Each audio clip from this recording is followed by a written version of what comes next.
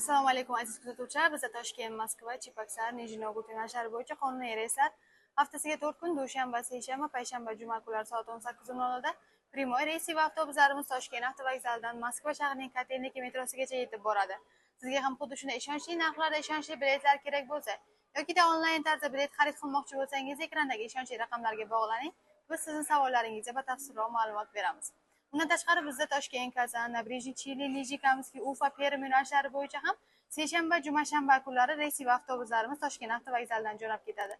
Bizning avtobusimizda siz uchun yaratilgan barcha shart-sharoitlar, qulayliklar mavjud bo'lib, ikkita monitor, ikkita kuryer, zaryadchik moslamalari, qishin yozin ishlaydigan konditsionerlar.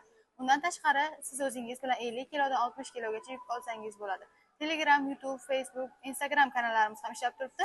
Ularga yozib ham joylaringizdan onlayn bron qildirib qo'ysangiz bo'ladi. Shoshiling, biletlar soni cheklangan, tanlovda adashmang. Biz sizni kutib qolamiz. Keyingi efirlarda ko'rishguncha xayr, salomat bo'ling.